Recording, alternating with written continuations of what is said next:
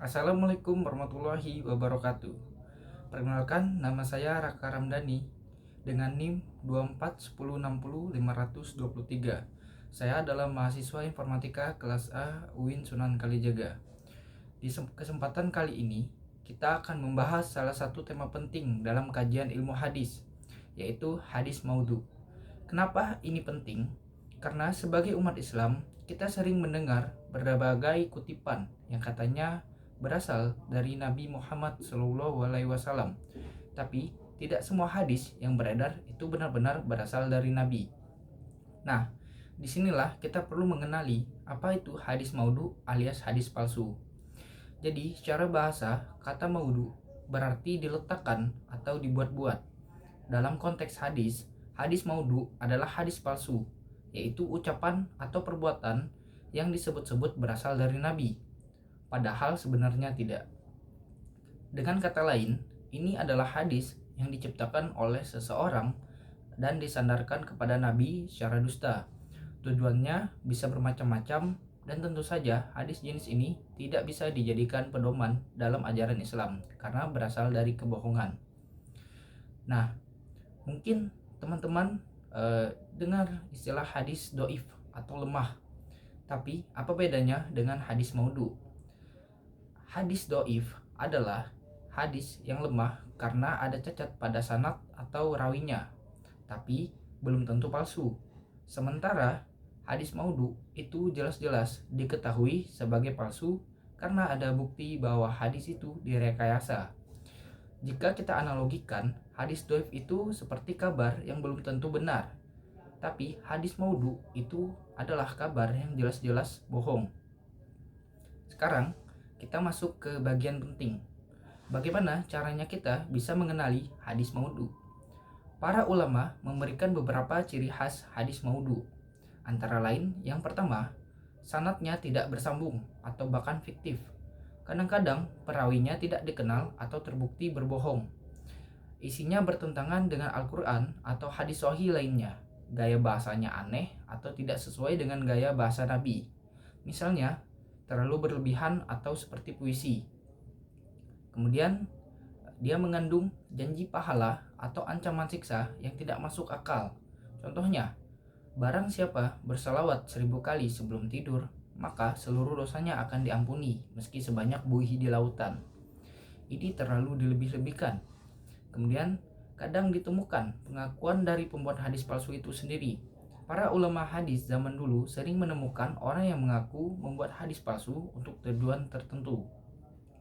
Nah, mungkin teman-teman bertanya lagi, kenapa ada orang yang tega membuat hadis palsu? Jawabannya, ada banyak motif. Di antaranya, yang pertama, motif politik. Misalnya, pada masa fitnah setelah wafatnya Nabi, muncul kelompok-kelompok politik seperti Syiah dan kelompok-kelompok lainnya. Mereka membuat hadis yang mendukung kelompok mereka, seolah-olah Nabi pernah berkata demikian. Kemudian, motif selanjutnya ada motif agama atau dakwah. Ada orang yang berpikir, saya buat hadis palsu biar orang-orang semangat ibadah. Niatnya kelihatan baik, tapi caranya salah besar. Berdusta atas nama Nabi adalah dosa yang besar. Kemudian motif ekonomi. Misalnya, pedagang yang menyebarkan hadis palsu seperti barang siapa yang memakai minyak wangi ini, maka malaikat akan mendoakannya. Tujuannya supaya dagangannya laku. Kemudian ada motif iseng atau ingin terkenal. Ada juga yang hanya ingin mencari perhatian atau membuat sensasi. Karena itu, Nabi sendiri sudah memperingatkan kita dalam hadis sahih riwayat Al-Bukhari dan Muslim. Barang siapa yang berdusta atas namaku dengan sengaja, maka hendaklah dia bersiap-siap menempati tempat duduknya di neraka. Hadis riwayat Al-Bukhari nomor 107 dan Muslim nomor 3. Berikut ini beberapa contoh hadis maudhu yang cukup terkenal tapi ternyata tidak sahih. Yang pertama itu ada hadis yang berbunyi tuntutlah ilmu walau ke negeri Cina. Banyak ulama menyatakan bahwa sanad hadis ini tidak sahih meski maksudnya bagus, tapi tetap tidak boleh dianggap berasal dari Nabi. Yang kedua, aku adalah kota ilmu dan Ali adalah pintunya. Hadis ini sering digunakan oleh kelompok tertentu, namun banyak ulama hadis menganggapnya sebagai maudhu atau sangat lemah karena cacat pada sanadnya. Yang terakhir itu ada hadis tentang keutamaan surat tertentu secara berlebihan. Contohnya, barang siapa membaca surat Al-Ikhlas 1000 kali, maka dia akan masuk surga tanpa hisab. Ini tidak ada dalam hadis sahih. Bahaya dari hadis palsu itu sangat serius. Di antaranya, yang pertama, dia bisa menyesatkan umat Islam dalam memahami ajaran agama. Kemudian bisa juga merusak citra Nabi Muhammad SAW dan menimbulkan kebingungan karena isi hadisnya bertentangan dengan dalil-dalil yang sahih. Bayangkan jika umat Islam mengamalkan sesuatu yang mereka kira berasal dari Nabi, padahal itu hasil karangan orang iseng. Sangat merugikan, bukan? Lalu bagaimana kita bisa menghindari hadis maudhu? Ada beberapa cara untuk kita bisa menghindari hadis maudhu. Yang pertama, kita bisa belajar ilmu hadis, khususnya tentang sanad dan matan.